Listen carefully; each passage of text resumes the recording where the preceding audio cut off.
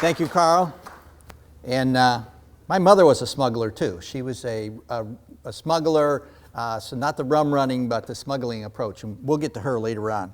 So, bathtub gin and rum running, Prohibition in Detroit and Michigan. First question, start out with a question. Can you make gin in a bathtub? No. You can't make gin in a bathtub. Why? Because you've got to ferment it. It's got to be in a closed container. That's why. So this picture, which this is actually a film done in 1939 by, on the right is Cagney. On the left is, nobody knows. Nobody hardly ever knows when I talk about it. Can I be heard out there? Are we all right? Okay, good. That's Frank McHugh. It's called the Roaring Twenties. And so what they're doing is, so if they didn't make the gin in the bathtub, what are they doing? Again, you can't make gin in a bathtub because you've got to ferment it. It's got to be in a closed container. Fermentation, that's what makes the alcohol. Beyond that, you'd have to find a moonshine guy to really tell you what it's about. So what's happening here is they are watering down the booze. They're not going to put it in whole. Are you crazy? We can make more money if we water it down. Yeah, so that's what's really going on here. And so the bottles are sitting there, and you're saying, so what does bathtub gin mean? Bathtub gin then, during Prohibition. First, how long is Prohibition? Give me some years. Just give me some years. You don't have to get the inside out. So how many years was Prohibition around? 1314, actually. It began in January of 1920, and it doesn't end until December of 1933. So when you count those with the 0 year in there, it is literally 14 years. So it wasn't just around a few years. I've had some people say, well, no, it's longer than you think. It just went on and on and on, it seemed like. And so what they're doing here is the bottles are pretty tall, right? Okay, so, and that's the kind of bottle they wanted to use. Those were quart bottles back then. Our fifth is a smaller bottle today. So those are quart bottles. They like to use a bottle like that. So if it's too tall to literally put in a sink, regular sink, so the reason that they're doing it in the bathtub is they're able to actually scoop it in there. This is more a demonstration more than anything else, but if you look over at the bathtub, you can see it's deep enough so they could literally put it right under the spout and fill it. So that's what's going on here. You cannot make gin in the bathtub. Bathtub gin is just a couple of words that mean illegal booze. That's all. And that's what, of course, Prohibition is about. As I said, this is Jimmy Cagney on the right, Frank McHugh on the left. The movie was made in 1939, so that's only because Prohibition ends in December of 1933. So it begins in January of 1920, and it ends in December of 1933. But in Michigan, it starts in 1917. We're going to get to that.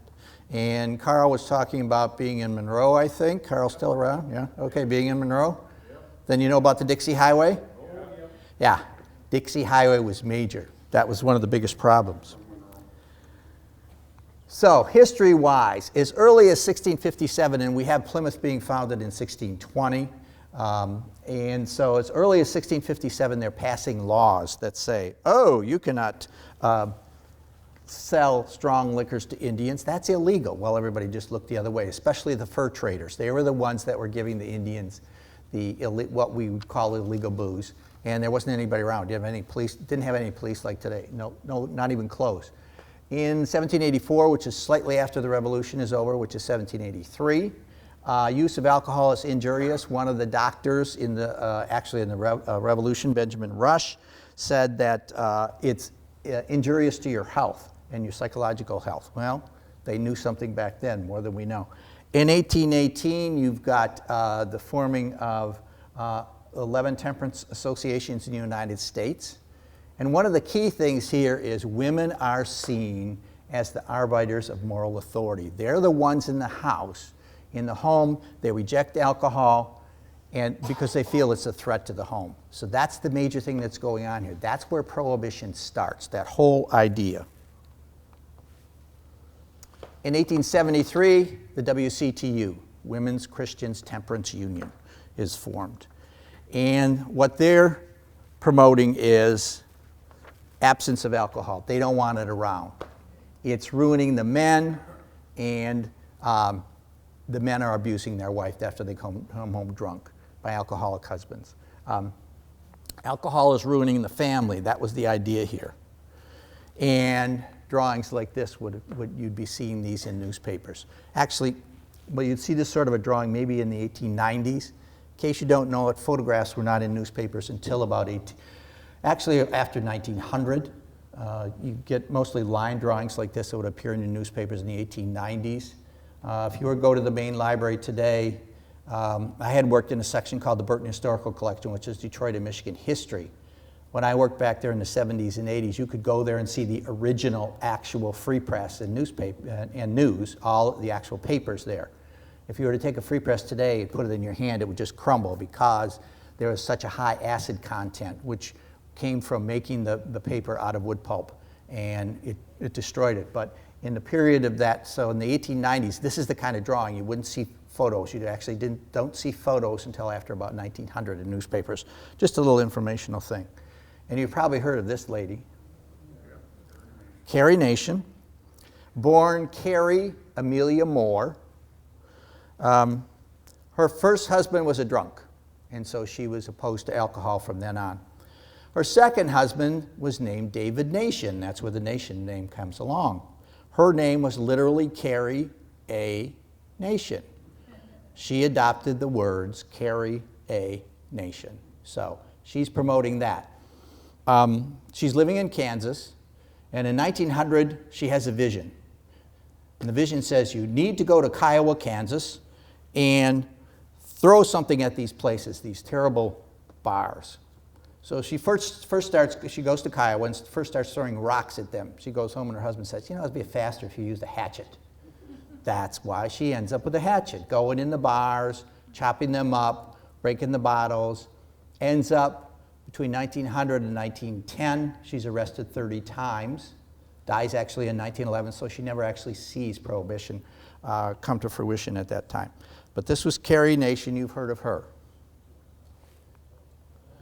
Further, history of the U.S. 1893 to 97. You've got businesses for Prohibition. Why? Because their guys are coming in drunk on Mondays. That's why they're for Prohibition. They would like to see these guys come to work and be able to do their work. So that's a major thing. Churches support Prohibition because, again, it's not the right thing to do for a religious man or woman. There's strong support in the rural communities. So in the farming communities, they are very much supportive. They're supportive of Prohibition as much because the churches are supporting it. Meanwhile, the urban people, especially the immigrants, Germans specifically, they like their drinks and they think it's good for you. So they're opposed to it.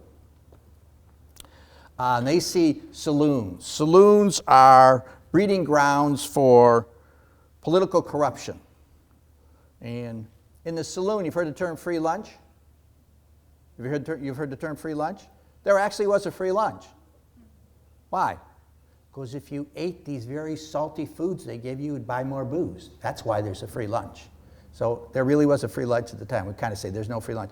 Yeah, there was, but it was designed to make you buy more booze. That's why it was there. Henry Ford, in his plants, he ran a department called the sociology department. And the sociology department's design was they were going to literally check on his employees. They were going to literally go out to their house, go around to their neighbors. So, do they drink a lot? Yeah, well, he seems to drink a lot. No, that's not so good. And you couldn't be a heavy drinker. You couldn't send a lot of money back to the old country if you were an immigrant and worked for Ford to get that $5 a day. We've heard of $5 a day? Okay. What did it mean? It meant literally they're going to get paid $5 a day. Today you say, oh, you can't live on $5 a day. Back then it was a big deal. Why? Because before that they were paid $2.50 for a 9-hour day. And the $5 a day comes in, and part of Ford's thing is you've got to qualify. You've got to be with the company for a period of time. You've got to be over 21. Can't send too much money back to the old neighborhood or the old country. And why does Ford do the $5 a day? He does it for 3 reasons. $5 a day is done because, 1, the attrition in his plants are running 35 and 40%. There's too many men coming and then quickly leaving. So they're spending a lot of time training, and these guys are leaving quickly. So if you pay them more money, they'll stay. Number two, he's going to create an 8-hour day. You say, well, what's the big deal there? Because before Henry Ford does it in the auto plants, it's a 9-hour day. Well, you can't get 3 shifts in a 9-hour day, but if you make an 8-hour day, you can get 3 shifts going. That's the second reason he does it. And the third reason is what? You pay your guys a lot of money, they can actually buy the cars they're making. So they've created a whole new group of people that could buy your cars. That's an aside on $5 a day. But part of it is this sociology experiment where you had to satisfy Henry or you weren't going to be able to get your $5 a day. Some posters. This is what we're up promoting Prohibition. So, safeguard the babies. Parents drinking weakens child's vitality. So somehow their father drinking would weaken their vitality. Where in fact, there's probably nothing at the time that they had actually done to actually prove that. And at this point, the basic family is the father works, the mother stays at home, raises the kids, and again, she's the one who leads the sort of the moral approach to raising the family. And actually, in the 1900 census, there's a census done every 10 years, beginning in 1790, and there will be one next year in 2020. The 1900 census is the first census that before that, when they ask a woman, because they literally asked occupation, what do you do? I'm a farmer, I'm a laborer, I'm so-and-so, said the husband. The wife, basically nothing. It just says at home or something like that. And they realize that they've got to designate this somehow. And so in the 1900 census, they start using the term homemaker. So if you hear that word, that's basically how it gets into the sort of the language that we have today, because it's used to define what a woman would have done. Help me keep them pure. Please vote against the sale of liquors. So again, another prohibition thing. Prohibition is beginning, the idea of prohibition is way back for the WCTU in the 1870s, but it really picks up steam in the late 1890s and into the 1900s. And that's where it's building more and more over time. Another poster, which gets your vote? Mother or the saloon? In other words, for single guys, are you going to choose mom or are you going to choose the saloon?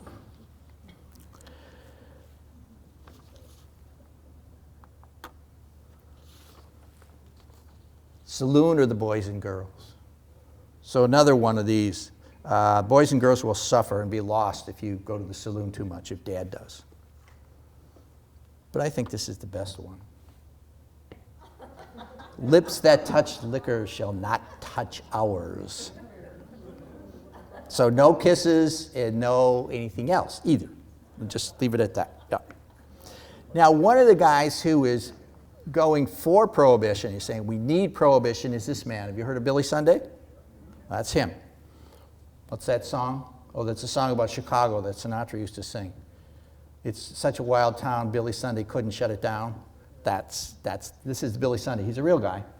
Actually, in the 1880s, he was a professional baseball player, about 6 years in the 1880s. And he did pretty well. He was a moderate drinker at that time. In 1886, he's converted. And by the 1890s, he has become a revival preacher. And with the coming of more and more the movement towards prohibition, Billy Sunday is out there pushing hard for prohibition. He's standing on the, you see him standing? Well, that's weird. Yeah, he did that.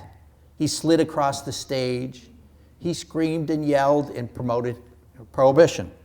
So Billy Sunday was an antic type person and very flamboyant, but he does promote prohibition. He was well known, and he came to Detroit. There's other pictures of him. Most of the pictures of him, he's not standing still. He's in some sort of gyrating type motion, and that's just the way he was seen at the time. After World War I, which ends in 1918, his popularity and prohibition is coming. By 1918, they know it's basically coming. It's just a question of when it's going to be there, especially by 1920. And in that period, as radio and movies come along, his popularity wanes, and he dies in the 1930s, relatively unknown at that part. The oldest radio station in the United States is, anybody know? WWJ, right. Started in 1921, August 31, 1920. It was actually called MLB at that time, and it changed its call letters to another at that time. And it had about 100 subscribers at that point in time that actually had radios that I could actually listen to. Prohibition in Michigan itself. 1852, they passed a law saying prohibits the production or sale of alcoholic drinks. That's ruled unconstitutional within a couple of years, so that doesn't last. Early 1900s, there's campaigns that continue for prohibition. By 1911, 48 out of Michigan's 83 counties are dry. You could vote to have a dry county. There's still many dry counties in the United States, by the way. Counties can actually vote to be dry. Most of them are in the South now. There's none in Michigan that I know of, but you could actually vote a county to be dry. And so at 48 out of 83, half of Michigan counties were dry by the year 1911. And finally, November 7th, 1916, there's an election, and the voters of Michigan vote for prohibition. So that's November of 1916, and it's going to go in effect in May of 1917. Okay. Nobody told Ohio. So Ohio still they don't have prohibition. They don't have prohibition until 1919. So the Dixie Highway, which ran from Toledo to Detroit, became known as the Avenue des Booze. Literally, that was the term that they used. Yeah, it's a real term. And the Dixie Highway, by the way, does anybody know anything about the Dixie Highway? Probably not. You just kind of know it as the Dixie Highway. So Dixie Highway is a term, or is a street name around here. Dix-Toledo Road, that sort of thing. The reason the Dixie Highway is around is this. In the year 1915, so 1915 is actually 50 years after the end of the Civil War. 1865, 1915. Men in the South and the North want to bring the country together. And so they say, you know what, we should have a road that will bring people together, and we'll call it the Dixie Highway. And it actually started in Florida and ran all the way up to Sault Ste. Marie, all the way along the East Coast, right. Generally, it was not built as a separate road. It was just, basically they changed names. The roads already existed and they just called them the Dixie Highway. It does go up to Sault Ste. Marie. And in Lincoln Park, you'll see it today. You tend to see it more in the downriver suburbs. Some of those roads still are around today, but that's why, if you hear about Dixie Highway, that's why it all came from. And it wasn't until we really started to hit the expressway periods of the late 40s and early 50s that you start to see the Dixie Highway is still there, and it's not used as much anymore, obviously. But it isn't until the freeways come along that it isn't as used as much as it would have been at that time. So you've got a 60-mile route from Toledo to Detroit. You've got people taking their family down to Toledo to buy booze, and it's the family. Nobody will stop the family, of course. We put it in the back, of course. We don't just wave it around or anything like that. The interurban, has anybody heard of the interurban? The interurban was literally a electric train like a trolley, but much more enclosed and could go at any time of the year. And they are running on their own separate tracks between actually Saginaw down into Ohio. You could actually take a train in Saginaw and through transfers get yourself down to Ohio all the way. Now, those interurbans ran to all kinds of cities. There was an interurban that ran out 8 Mile Road to Northville from down in Detroit, and would cross, would come, I think the northern border of Livonia is 8 Mile, yes? Okay. So it would run that, and that ran in the 20s, and it ran until the late 20s. Basically, urbans go out, and interurbans go out in the 1920s. Why? Because buses are being built and sold by the car companies, that's why. So you'd ride the interurban, and you'd stash it in a bag or something else. They would have loaves of bread that were hollowed out with the booze inside. Cars with half a tank full of gas and half a tank full of booze.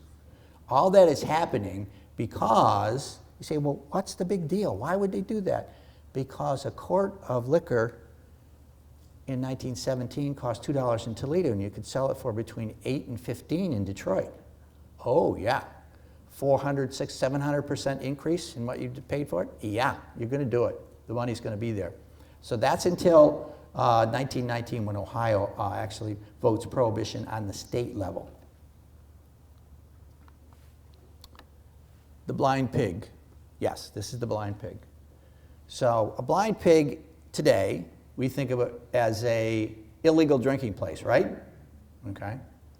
And there were supposed to be 25,000 blind pigs in Detroit during Prohibition. Again, that's a 14-year run. They all didn't stay open very long.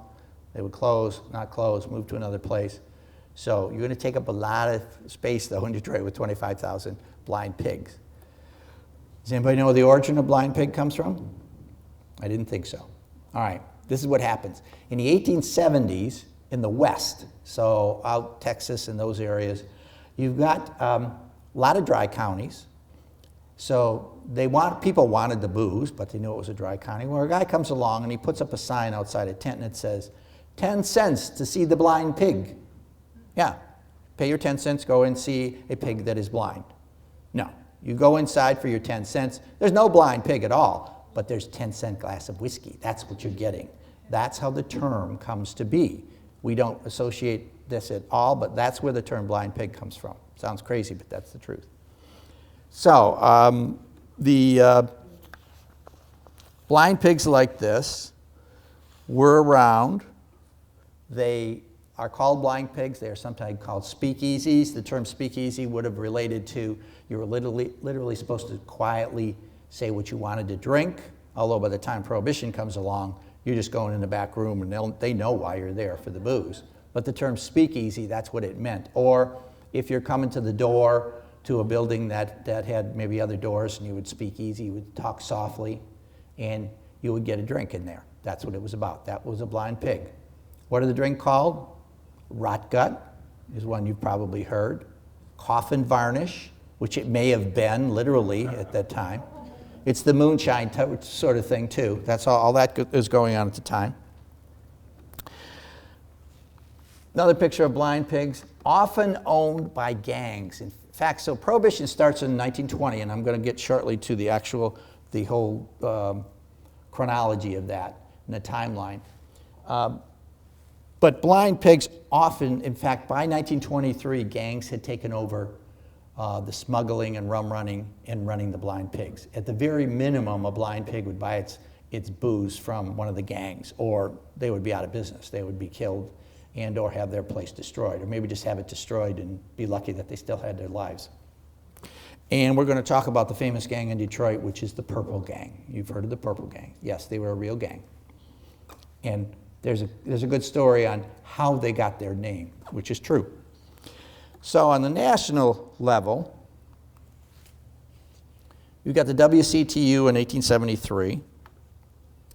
The Anti-Saloon League is starting in 1900, so that's why you're getting the bigger push at 1900, because people are moving more and more towards this idea of banning liquor sales.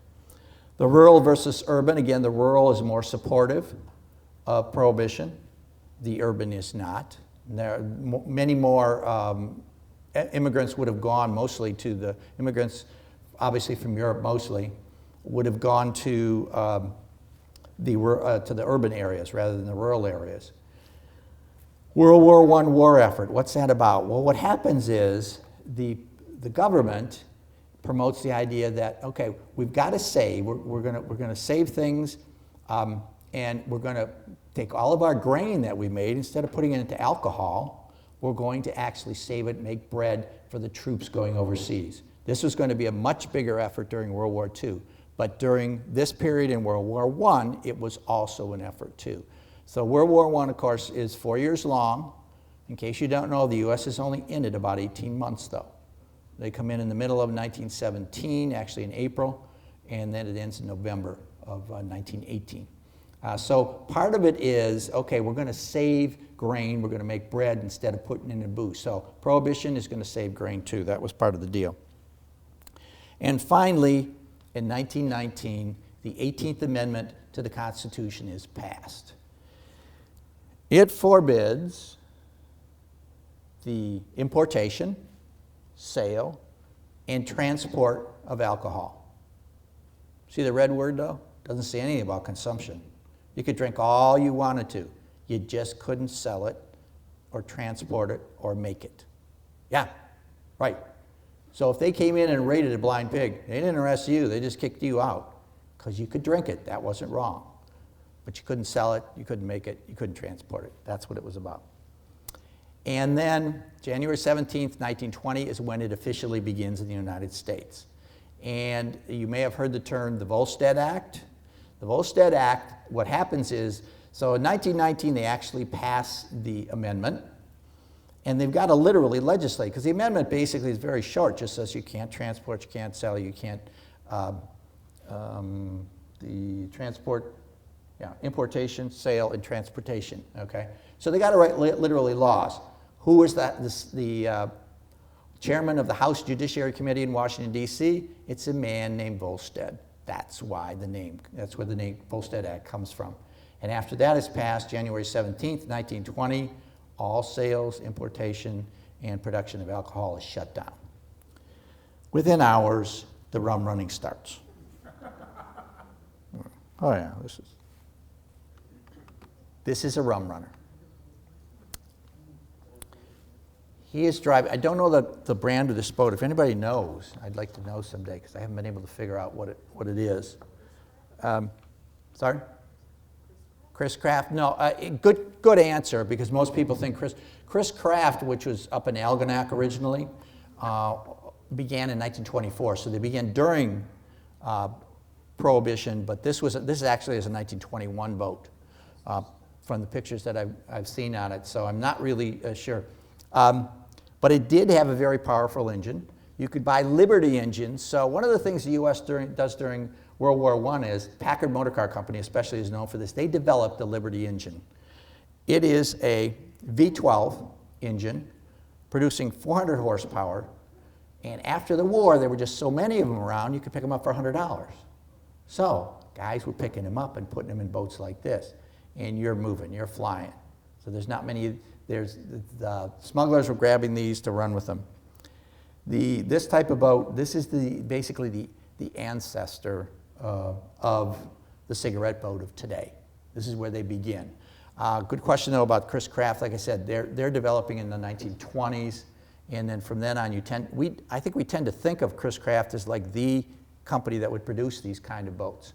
And I'm going to talk a little bit about that later on too. So, you need a spotter to get across. Oh, okay, that's what this guy is laying on the dock. The boat that's down in the water, you're not going to take that across the river. You're going to get caught in like 3 minutes. So no, that's just there. His job is to spot, then the really fast boats move out. He would give the word, the fast boats would go over, they go over to 17th Street, and Detroit begins actually with 2nd and starts to go west from there. And used to go up into the 30s, but basically it ends around Livernois, the numbers, as they knew them then. Drop it off, and we're going to go into a little more detail what happens after that. But one of the stories that I've read was that what they call the revenuers were basically the cops that stopped booze going across the Detroit River. So the revenuers stopped a boat coming across from Canada to Trenton. And so they stop it, they check it over, there's no booze. Okay, so they let it go. It goes back, comes back over again. They say, wait a minute, we better check this. So they take it out of the water and they measure the hull. It's got a false bottom. That's what's going on. They're moving quickly. They're using anything they can to move this sort of thing. Unload quickly. This is the 17th Street operation. So they're off the boats, into the cars, take them to a secure warehouse. At this point in time, so this is the early 20s, the famous New York Times calls Detroit what? The rum capital of the nation. Yeah, that's a true story. They did. Detroit's the rum capital of the nation. And everything I read is that 75% of the booze in the United States comes across the Detroit River. A lot of it goes to Chicago, and I'm going to talk about that a little later. But we are really known as the rum capital of the nation. As I said, there was 25,000 blind pigs in Detroit during Prohibition. And it's said that 500,000 cases of booze would cross the river every year. That averages 16,000 cases a day. That sounds a little way out there, but When you start to look at it, that's what everybody says. It was just coming in unbelievable amounts. It was definitely figured out one time that the illegal booze business in Detroit was worth $215 million. $215 million during Prohibition. That was bigger than the auto companies. It was better to be a rum runner than anything else. This is actually a house that is still existing today. So if you had a rum runner on the river, you could pull into this boathouse, and then you could unload. I talked to a man who lives. This is Gray Haven. Gray Haven is basically it's a man-made island on the American side, north of Belle Isle, and this man actually lives on Gray Haven because he said, you know, he saw the picture from whenever I gave this talk another time in Plymouth, and he said, yeah, and he said, oh yeah, that's still around. It's still around today. He says, I was in there. You pull right up, and they had a big ballroom. You could unload all the cases of booze you could get there and just distribute it from then on. So that's a Rum Runner hideout is still around today. But they also did it in the winter. This is not downtown. This would be downriver. And looking across, I think that's probably Mud Island over there, which is slightly north of Grosse Ile. And they're saying that these guys that would do this, so they put skids on the front instead of having wheels. And it was more scary being on the thin ice than they were worried about the revenuers catching them. So you could do it they did it in the winter. Another couple of them going across. And these guys, well, if you don't have a truck, you can drag it across. You just get ropes and you drag it across, and you get a white sheet and put it over yourself and the booze, and you could do it. As long as the river was frozen, that would be the thing. But there were hazards. You look in the back of the picture, what's the one thing they got out first? They got the booze out first. There's the barrels. Yeah, they know what's making money for them. River enforcement, yes. So when Prohibition starts in 1920, there's only one boat. The U.S. has one boat to patrol the Detroit River. The picture you're looking at is from 1932, and they have 30 boats actually at that point in time. 1923, again, organized gangs take over, and they're moving it back and forth across the river. They don't bring it back and forth, they just basically across the river. And they had organized, like I said, to take over the whole thing. They would give bribes to cops. They'd give them a $1,700 a week bribe when the average salary was $1,800 a year. So yeah, that's why there could be a lot of corruption. It was much more practical. You could get a lot more money taking a bribe on the side to let them go through. When they did actually stop somebody, they would dump the booze over the side. If there was any bottles, they would take them back to land and crush them, break them up. Why? You don't want to use them again. That's why they didn't want to give the people an opportunity to actually use the bottles again, which they could have easily done. There's a story that in 1928 in Lexington, the revenuers caught somebody with a lot of bottles of beer. And they caught him and they took the beer away from him. And then they made the mistake of going to the local people and saying, you know, where can we dump this in the river where it's really deep? Oh, we got a place right over here. It's just off the dock, no problem. There's 20 feet deep. Of course, it was only 6 feet deep. So after the revenuers leave, it's party time. That's literally, yeah, that's what happens. And as I said, in 1924, that's when Chris Kraft comes in, and their Algonac, which would have been, I believe, north, yeah, no. I'm not sure if it's north of Algonac, is north of Lexington or not at this point. We've got a picture of barrels of beer. Whoops, that was another one I missed. That was, okay. 500 barrels of beer that came across from Canada that had just been basically covered with a tarp, and they thought maybe they could get it across. But they tried all kinds of things. your ferry.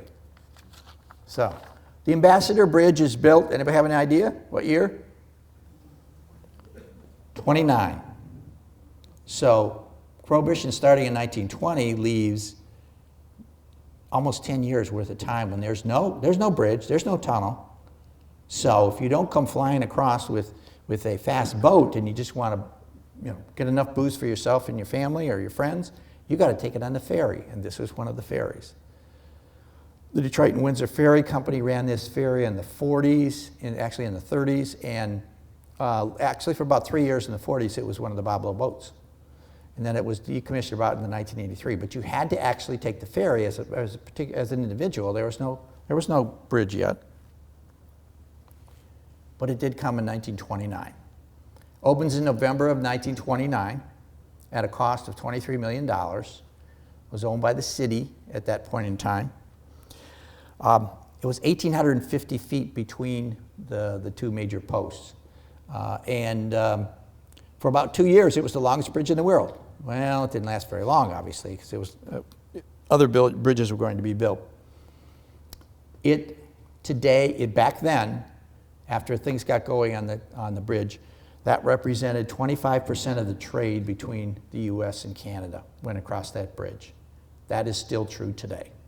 Not people, trade. Still go across. That is the #1 border crossing as far as trade in the United States with Canada. It's now called the Detroit International Bridge Company that owns it. That's Manny Maroon. You've heard of his name. That's Manny Maroon, yeah. And he bought it in the 60s, I think, for a very low price and has kept it ever since then. And now, the Detroit River Funnel, Funnel, that's what they jokingly called it. Because once the tunnel was built in 1930, it actually increased the smuggling dramatically. Because people could bring their cars across easily, or they could bring them in trucks. So back on the bridge for a second, though, we're just talking about smuggling in general. There's a lady that I knew for several years named Beatrice Oldenburg, who was my mother, and she was a smuggler. How did it work? When she was a teenager, her father, who had 4 daughters, put them in his car, went over to Canada, bought the booze, gave them each a bottle, and said, stick it between your legs and push your skirt down and don't say a thing. And that's how the family literally got its booze to come across. So the tunnel is it a tunnel under the water? No, it's not. It's 9 steel cylinders welded tightly together, dropped in the river, and then they tunneled from each side. So the American tunnel is actually the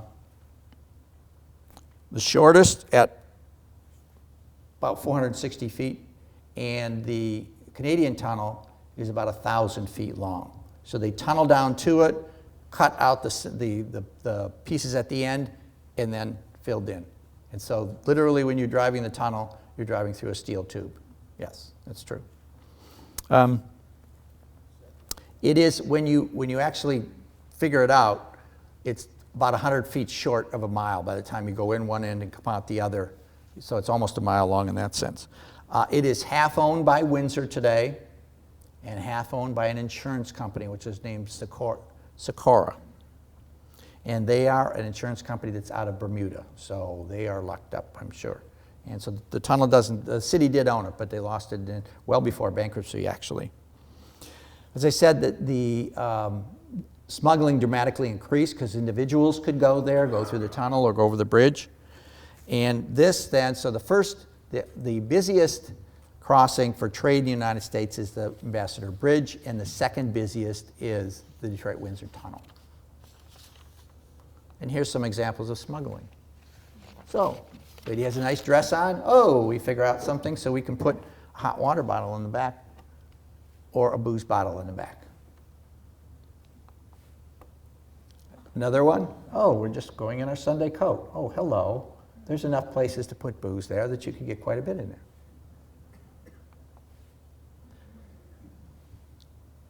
A separate thing that you can really move a lot in. Smuggling underwater. So the island that you're seeing there is Pesh or Peach Island. It is the island at the north part of the Detroit River. It is further north than Belle Isle. Basically, nobody lives on it today. It's been around for a long time.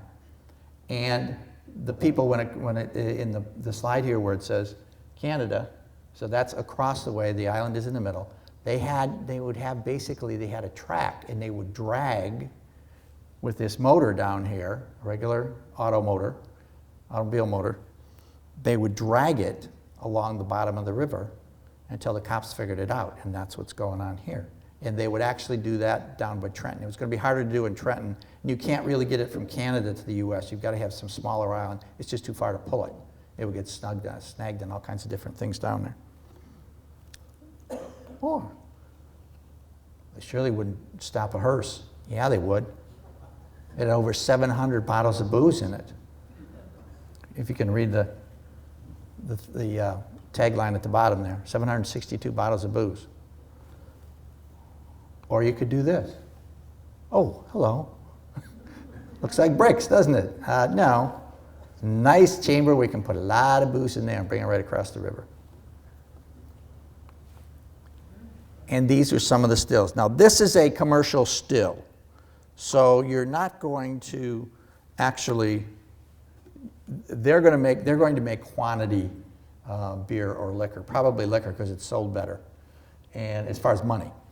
And so they found this one, and they would break it up and take the pieces out, because if you left anything there, the Rum Runners might be able to put it back together. So they would have thought of that sort of thing too back then.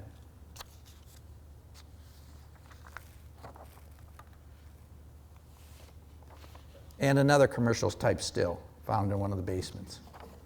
Now, I didn't mention this earlier, which I should have, but part of the Prohibition laws said that you were allowed to make 200 gallons of either wine or cider, hard cider, every year if it was made out of fruit. Okay? So there were these sugar houses around where they would literally sell this.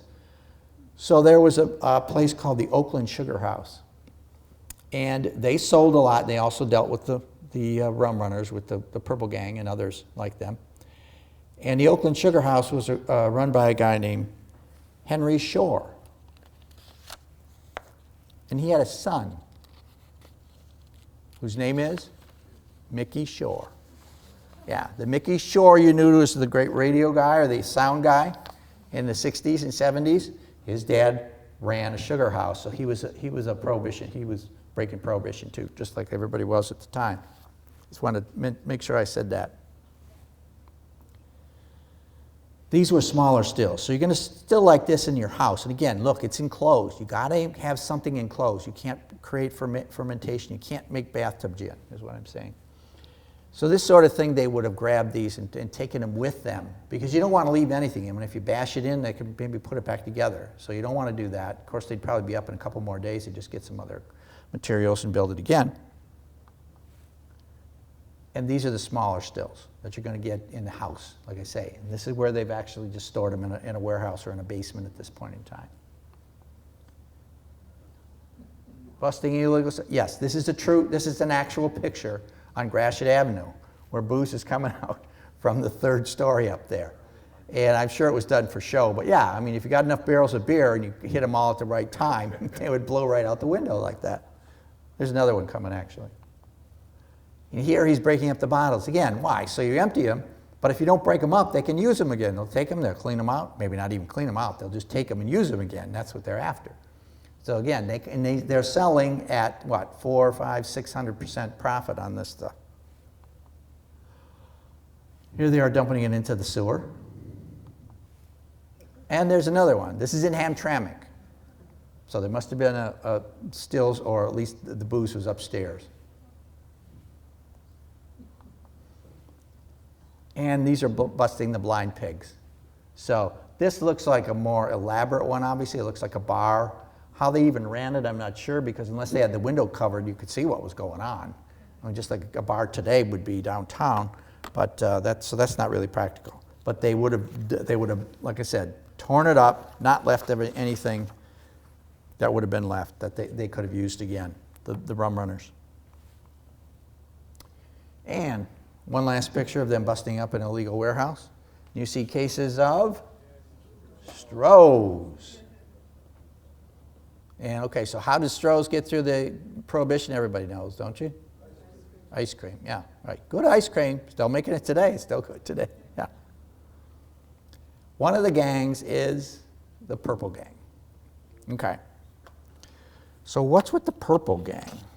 Why do you call them the Purple Gang? First off, they are sons of Russian Jews who have moved to the United States earlier into New York and then moved to Detroit after that.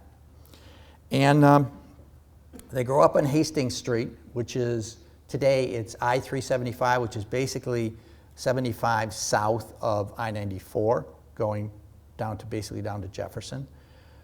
That's where Hastings Street was. It becomes a black ghetto later in time, but in the early 1900s, it's basically where Jewish people live.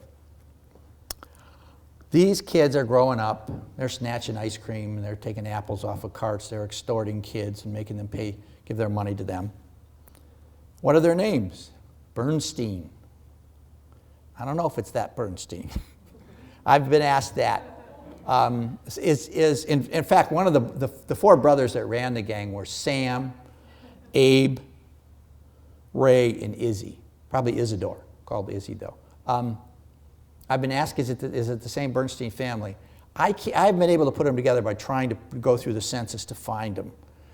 But one of my colleagues at Greenfield Village, where I work also, as these two people in the front have come, and I told them they can't harass me or I would get everybody down on top of them. So she said that she worked with a kid, she went to school with a kid in high school who said he was a Bernstein. He said, yeah, it was the family. So other than that, I haven't been able to put it together because that's usually a question I'll usually get. So the four Bernstein brothers and various other men they're paid by that Oakland sugar house I talked about to be basically strong arms. These are in the early 20s. And they graduate from strong arming for the sugar house to taking over the rum running that's going on. They're going to hijack liquor loads and kill the guys that have it and then go out and sell it themselves. And they are so strong that they tell this guy in Chicago, they literally had a meeting on US 31, which is over by Kalamazoo. They had a meeting with Al Capone. The Purples had a meeting with Al Capone. They said, okay, Al, we're not going to move into Chicago or anything like that. We're not moving west beyond 31, but you've got to stay out of Michigan. And he agreed. Yeah. Al Capone, of course, is the one who was running booze in Chicago at that time. He runs it there from 1924 to 1931. When he takes over, he's only 25 years old. But he's very ruthless. He's killing people in huge numbers. And we'll talk about that in a little bit. He actually is convicted of tax evasion, if you hadn't heard that. So they never get him for actually breaking prohibition laws. He's actually sent to prison in 1931 for tax evasion. Gets out in 8 years. He was in Alcatraz twice, but he gets out in 39, and he's pretty much out of it at that point in time. Lives till 1947 on a estate he has in Palm Beach, Florida, and basically one psychologist interviewed him or talked with him and came up with the idea. He was probably had the capacity of a 12-year-old at that point in time. He basically died of venereal disease. That's the problem. So the Purples are very strong in Michigan, and they're supportive of Al Capone. The St. Valentine's Day Massacre, 1929, February 14th, 1929, therefore a day called the St. Valentine's or Valentine's Day as we know it today. St. Valentine's, of course, would have been a Catholic saint who the day is named after. And what happens is 7 guys are sitting in a warehouse in Chicago, and they belong to the Bugs Moran gang. And they're waiting for trucks to come from Detroit with booze. They've been told to wait there, and then they'll unload it, and it'll move off after that. Well, in the meantime, a police car pulls up with 5 men in it. 3 are plainclothes, 2 are actually cops. They get out, they go inside. Bugs Moran pulls up and sees the car and says, I'm not going in there. Pulls away, doesn't go in there. The 5 men go inside, get the 7 guys inside, line them up facing the wall, and machine gun them, kill them all right there. And that's what you're seeing, the men on the floor there. This was such a shattering thing to especially the elite of Chicago. They said to the feds, you got to do something now. And that's when the feds started going after Al Capone for tax evasion, which this is 1929. So by 31, they've got him. But it was tax evasion that got Al, not the rum running. Now the Purples are, again, controlling, basically from 1925-26 on, they're controlling all of the booze in Detroit, especially. Not so much Michigan, maybe some of the outer suburbs, but basically Detroit. And there's a situation where in 1931, 3 guys came to town they were from other places, I think New York at this point. I'm not going to go into their names, you're not going to remember them anyways. So I'll just call them the 3 outsiders. They come into town and they start hijacking their friends, their enemies, anybody that they can, watering down the booze and selling it, which is dropping the price on the market. And getting everybody upset, obviously, because they had deals going on, the gangs did. They get into bookmaking, and that's another failure. And they also borrow money from the Purples, which was a bad idea. So 1931, the American Legion is having a convention in Detroit. And everybody wants to get a piece of the action there as far as the booze. Yeah, Prohibition is still around, but that's not a problem. They'll be able to get around that easily. So they want to get in on it. So the word goes to the Purples. So Sam Bernstein says, okay, tell you what, we'll let you go on paying your debts to us until after the American Legion convention. They said, okay, good. But we got to have a meeting just to confirm it. And they said, yeah, okay, fine. So the 3 outsiders are told, you go to the Collingswood Hotel in Detroit on Woodward Avenue. Building is gone today. It was there for up till about 20 years ago. And it's called the Collingswood Hotel, which is literally a hotel for people who go and stay in just as today. And we'll meet you there and we'll get everything set and everything will be fine. And there was a local bookmaker named Sally Levine. Well, Sally was to come with the 3 outsiders and they were going to work out the details of this American Legion convention thing. And so they show up on September 16th, 1931. They go into the hotel room, and at a signal, the Purples, 4 of them, pull out their guns and kill these guys. And so this is the sort of thing you wouldn't see on TV today, but there it is. There's one guy there, and there's another guy further on. Let me get this right. Back in this area, back in that area right there. So they killed him, and they took off immediately. They're arrested 2 days later, 48 hours. They're only on before they're caught. Convicted of murder, sent to prison for life, 4 Purples. Sam Bernstein goes through prison. So beginning in 1930, probably about 1932, because it happens in 31, give the trial and all that. He's in prison until 1964, released 64. Goes out and dies in 1966. So he's the only Bernstein that's involved in that. But the other 3 guys are definitely Purple Gang members. One of them dies in prison. Another one gets out in 65, gone. Nobody's ever seen him since. So he just disappears. So we don't know what happened there. And the 4th one actually is able to get away and is never convicted. He ends up in prison. He actually does time at Alcatraz. And we tend to see that as sort of a high point of a criminal's career. If they're in prison, they're going to be in Alcatraz because that's cool. What happened to Sally? Sally Levine actually testifies against the Purples. And after the trial, he goes to France, and nobody ever hears from him again. So we wonder whatever happened to Sally. But that's the story of the Purple Gang. How'd they get their name? I didn't tell that. Yes, that's right. I said it again. So, Purple Gang, that's usually the first thing. Thanks for reminding me. I'm running off at the mouth too much here. Okay, the story is this. There's 2 Jewish shopkeepers that are talking to each other. And one says to the other one, you know, they're really bad. I mean, they're really terrible. I mean, they're like bad meat. And the other one says, yeah, they're purple, like a purple gang. That's where the term comes from. That's the story that they tell. Whether it happened or they made it up, that's it. Thanks for reminding me, because that's one of the first things I usually should say right at the top of that. Yeah, so that's where they get the name. And then what happens to them is after 31, the Collingswood Massacre basically is the end of the Purple Gang. Because there's only 4 of them they sent away, but what happens is it collapses without Sam Bernstein running it. His other 3 brothers are still there. And so what happens? The New York Lucky Luciano comes in. That's the beginning of the mafia in Detroit. After the Purples basically had died at that point, not literally, but the gang basically, its power was gone. And so then the mafia came in, the mafia that we knew, the Giacalones and all that, was supposedly run out of Greektown restaurants at that particular time in years gone by.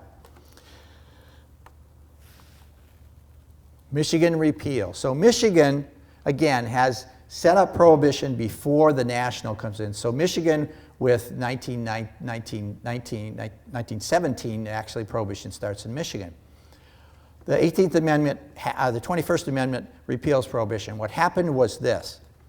By 1932, people are tired of prohibition. They're saying, you know what, everybody's just getting booze, and we're spending a lot of money on this, and the economy is shot because of the Great Depression. So what happens is Franklin Roosevelt runs in 1932 on one of the planks of his platform was, I'm going to repeal prohibition. And he's elected in 32. It's actually, law goes through in 1933, which repeals it. By April of 1933, they are voting on, shall we repeal it? Who votes first? Michigan. Thank you very much. We are the first. Actually, Michigan votes for prohibition in 1919 first, and then when it's repealed, they vote first to repeal it. So, and then what happens is Michigan, shortly after that, in again about April, they pass a law that says 3-2 beer is not intoxicating. Whether it was or not, they didn't care. They just wanted to be able to get the 3-2 beer. For people who were of my age, I'm in my 70s, but back in the 60s, we would go down to Toledo for the 3-2 beer, because when you guys are shaking their head back there, yeah. When you were 18, you could get 3-2 beer. Yeah, you didn't have to be 21, you could be 18, go to Toledo, get 3-2 beer. So I did a lot of the Dixie Highway too myself in those years, in my late teenage years. So what happens then is, it's actually, there's another American Legion convention in Detroit in 33, excuse me. And what happens is, the Michigan legislature says, okay, we'll actually backdate this thing. So on May 5th, 1933, that's when the first beer, and that's Peter Stroh, getting the beer served to him right there. He's the Stroh, of course, the Stroh's beer at that point in time. And so it becomes May 1933 when it's repealed in Michigan. It's not repealed on the national scene in December 5th, 1933. So again, when I say January of 1920 to December of 1933, effectively is 14 years. Prohibition lasts all that long time. So why does it fail? Well, you can't legislate morality. And if you're going to restrict the supply, but the demand is huge, it's going to fill in. So these are just logical things that are going to happen. The biggest thing I think, though, is you can't legislate morality. In fact, I've read some things recently. I'm working on another talk on the Detroit House of Correction, which was in Detroit for many years and then was in Plymouth for many years. It was only torn down completely in 2017. And at that point in time, they were saying the feeling was with prohibition coming, oh, well, we don't need as many jail cells because these people won't be breaking the law anymore. They'll be all following the law. Well, it just got bigger. That's what's happened. Disregard for the law, which is another thing. Loss of tax revenue, which was big. It's 1933. 1933, by the way, is the worst year of the Depression. And does the Depression end? No, it doesn't just end. You know what ended the Depression? World War II. Yeah, Right. It's the hiring, it's all the buildup and employing men and women to get ready for the war and then to be actually, when we were actually in the war. So it's a loss of tax revenue is important. Increase in crime and corruption, we saw that. We saw the Al Capones, we saw the purple gangs, all this was going on. Men were found dead regularly in alleys or wherever they were shot. Lack of enforcement, in other words, guys are getting paid more money to actually look from prohibition, from enforcing prohibition, and we're given large bribes for that. And the economics of it. If you bring back booze, you can tax it. If you tax it, you've got tax money, and that's what Roosevelt, that's one of the reasons, one of the things he uses to come back with all the different type of programs, like the WPA and that sort of thing during the Depression. And repeal is finally proclaimed December 5th, 1933. That's it. That's when the National Depression ends. The headline over on the left is, stay dry until, okay, city and state stay dry until legislature acts. In other words, the legislature had to act to basically approve that. They had already approved the repeal amendment, but otherwise they had to act, and that's what's going on there. Canadian whiskey halted at the border. Of course, all the way through Prohibition, what's the big place across from Detroit? Basically where Shane Park is today, look right across the river. Yeah, it's Hiram Walker. Hiram Walker was an American, by the way. He moved to Canada and set it up, and then actually gave it to his sons and came back here and lived the rest of his life in the United States. And that's Prohibition. Thank you.